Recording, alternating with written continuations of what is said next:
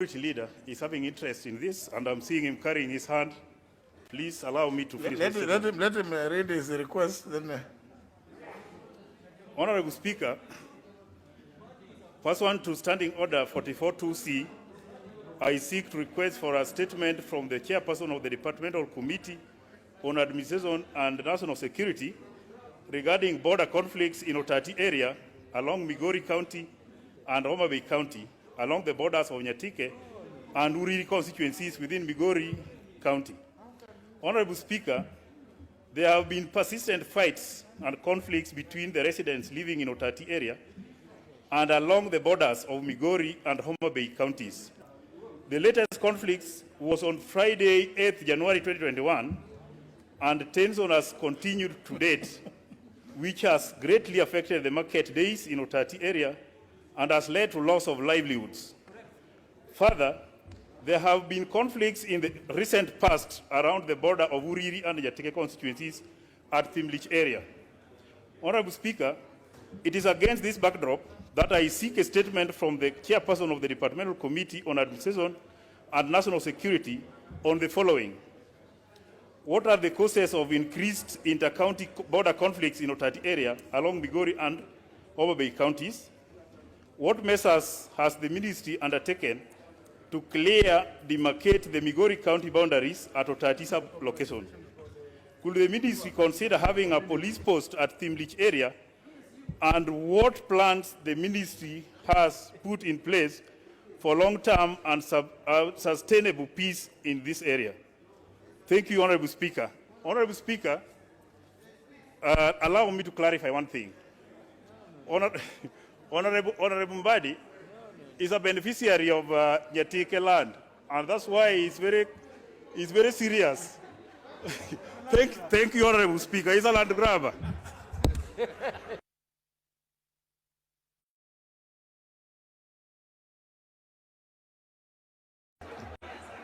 Now, honor members, the member for Nyatike appears to have aroused quite some issue. The Honorable John Mbadi has already placed an intervention. Let me hear. Thank you, Mr. Speaker. Mr. Speaker, first of all, I want to say that boundaries, is very emotive. These are very emotive issues that should be treated with a lot of care and soberness, Mr. Speaker. Mr. Speaker, the MP for Nyatike, first, I am sure you didn't hear, but he claimed as he was finishing the request for his statement that I'm a beneficiary of the land of Nyatike people. Mr. Speaker, first I want to say categorically that there is no conflict around Otati area. Mr. Speaker, the MP for Nyatike comes from about 20 kilometers, 25 away from Otati. My home is 3 kilometers to Otati. So he cannot claim that he knows what is happening at Otati more than I do. There is no conflict. The people of Karungu and Gwasi, Mr. Speaker, the people of Gwasi who resides in Homa Bay and the people of Otati, Karungu who resides in Nyatike, have lived harmoniously over the years, Mr. Speaker. We intermarry, we do all our things together. Otati is where there is cattle market, and that cattle market is right inside my constituency, and nobody can take it away. That land belongs to Gwasi, and there is nothing even to investigate. The committee has enough work to do, not to go and look at issues of ego, Mr. Speaker. We have been in this Bunge parliament with the former MP, Eddie Kanyanga. We never had any problem.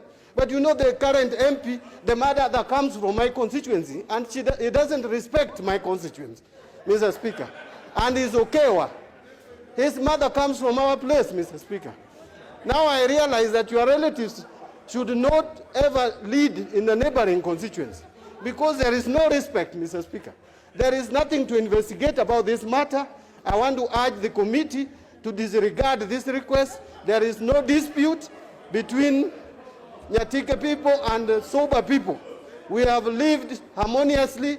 That is why even his mother was married in Nyatike, Mr. Speaker, because we are friends. So now he's claiming that now that there is a problem between Suba people and Karungu people. What problem do we have? That is where I buy even chicken to eat. That's where I buy mboga to eat. That's where I buy everything. In fact, that is the closest market from my home.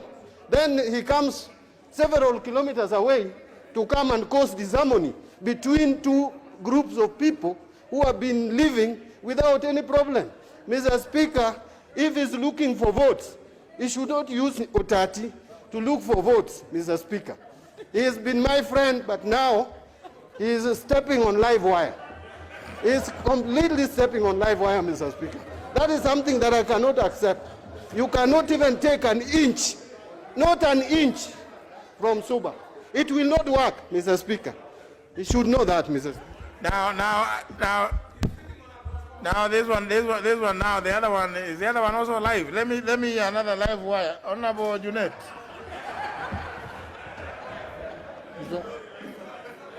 Mr. Speaker, I don't want to contradict my party chairman and my leader. But Mr. Speaker, one thing I agree with the party chair is that in his constituency, at his home, I visited him many times to pay homage, Mr. Speaker. The shopping center where he buys things from, because there are no shopping center in his place, is in Nyatike, Mr. Speaker. Mr. Speaker. Mr. Speaker. Mr. Speaker. Mr. Speaker. Mr. Speaker. Is it Nyatike, Mr. Speaker? Mr. Speaker, many times, Mr. Speaker, many times I have visited him, Mr. Speaker. I have waited for lunch. I have waited for lunch, Mr. Speaker, for 4 hours. When I asked him the question, he told me, the food is coming from Karungu, just wait. It is still on a bicycle, it is arriving. Mr. Speaker, there are no shopping centers there. Mr. Speaker, this issue the MP for Nyatike has raised, Mr. Speaker, is very important. And with due respect, is a matter that the committee must look into, Mr. Speaker. Mr. Speaker, there are people in Otati where he's talking about who are being served in Nyatike constituency, Mr. Speaker, by getting bursary. Mr. Speaker, the MP is giving them bursary there. Mr. Speaker, I'm aware of that. He has shared with me. Mr. Speaker, my party chairman is becoming the famous Jackson Angaine. He is trying to push the boundary every day inside. I have Mr. Speaker. Mr. Speaker. Mr. Speaker, this is a matter that the committee must look into. Mr. Speaker. Mr. Speaker. Mr. Speaker, Migori County, Mr. Speaker, on behalf of Migori County, Mr. Speaker, our land has been grabbed by Homa Bay County, Mr. Speaker, and we want none other than GSU to be deployed there, Mr. Speaker, to help us. Thank you, Mr. Speaker. Member for Migori County. Now it looks like Thank you, Mr. Speaker. And the more we hear those voices, the more I'm getting convinced that there is need for the committee to bring a response. Thank you, let's hear Mr. from Speaker. the member for Migori. Thank you, Mr. Speaker, for this opportunity. And sir, I plead in advance that you'll protect me from my chairman here, because the way he's looking at me is suspicious and dangerous. I just wanted to support my MP there. This is the man who takes care of the constituency where my forefathers are buried. And why I think there is a need to investigate this boundary and to make record straight, I am the county MP of Migori County. And I have received delegations from Otati coming even to my home to look for help. So if the MP of Suba is alleging that Otati is in his constituency, then he needs to explain further to this House why he's not taking care of his people.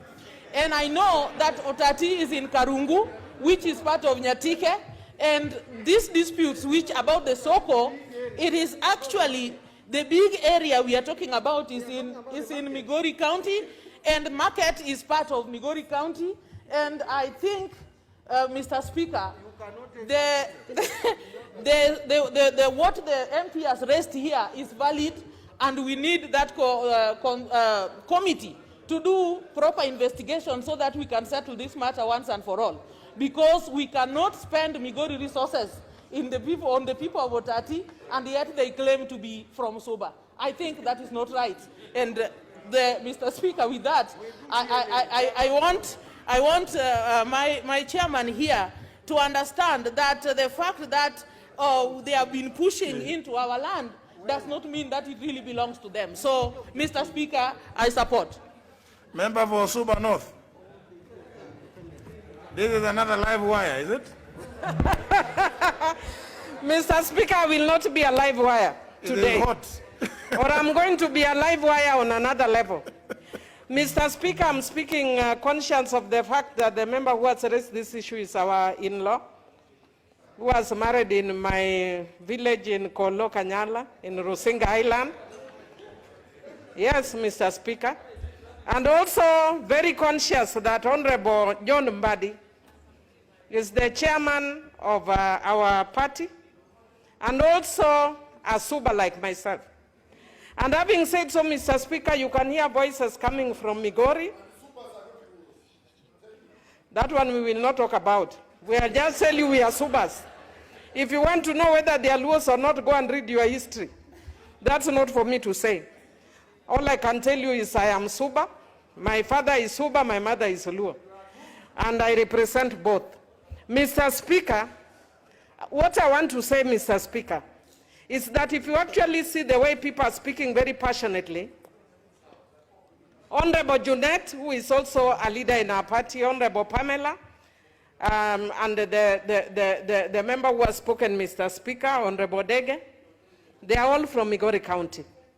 Mr. Speaker, this can very quickly and easily degenerate to a war between Homa Bay and Migori County, because then I can decide to defend Homa Bay County, and my chairman has on the issue of attack on Migori County.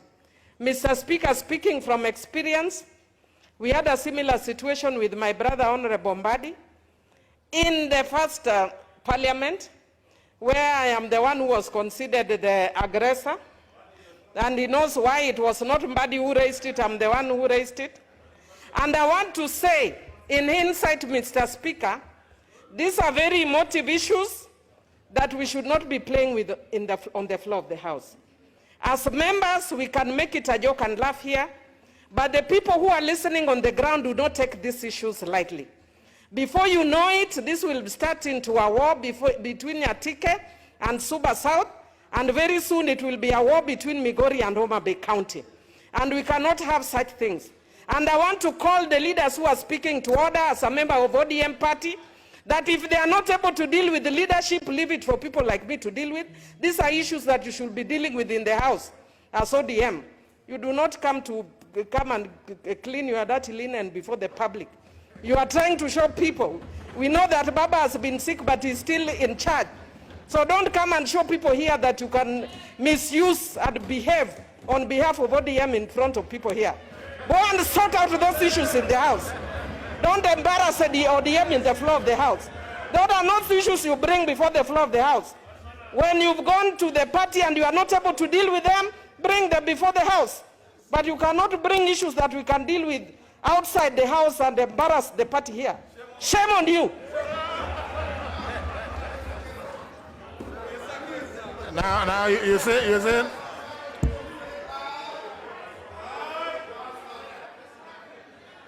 Now the member for Uriri, I can see you want to say something.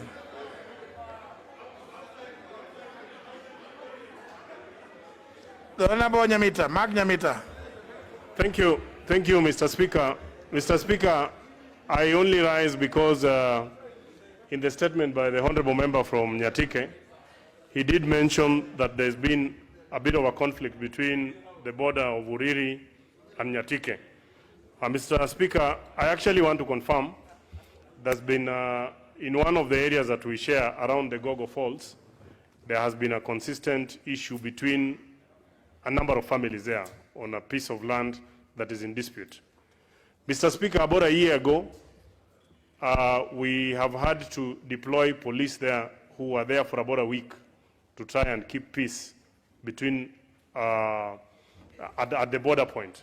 And I think that thing subsided for a bit of some time. So indeed, between Uriri and Nyatike, there has been an issue. However, Mr. Speaker, whereas I welcome the committee to try and investigate the issues that are there. I also want to challenge our neighbors, including my neighbor from Nyatike, that sometimes even us as leaders, and I want to ask him that the Honorable Tom Odege and myself, especially on the border between myself and Nyatike, that we do find time and have a public meeting there to be able to address the issues that are there. Because when I go on my own or he does go on his own, then those issues are not able to be sorted. And I actually am confident that between ourselves, we can actually sit. The same, Mr. Speaker, would apply between the border of Nyatike and Suba South, where our party leader is actually coming from. Whereas I know there is no major center in the chairman's constituency, and indeed he uses Migori going into his home area, I am very confident, Mr. Speaker, that if we find time as a leadership from the area to sit together at the place of dispute, it's a small matter that can actually be addressed. And I want to support what Honorable Millie is talking about. That Mr. Speaker, issues of boundary are very emotive. We can joke around them here on the floor of the House, but the people who will be watching or are listening to us speak, we might actually wake up to something different tomorrow. That the people of Migori are actually indeed fighting with the people of Homa Bay. So I actually just want to implore on my colleagues that we do find time, even as we welcome the committee to come and do the investigations on ground, that even as leadership from the area, if we all sit, there are issues that we can actually resolve amicably.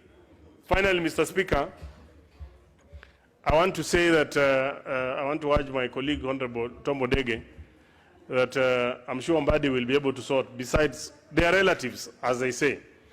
And I just want to tell Mr. Tom Odege that many people have lost their nomination certificates. Please don't lose it for addressing the party leader, for addressing the party chairman wrongly on the floor. Be very careful here. Now, thank you.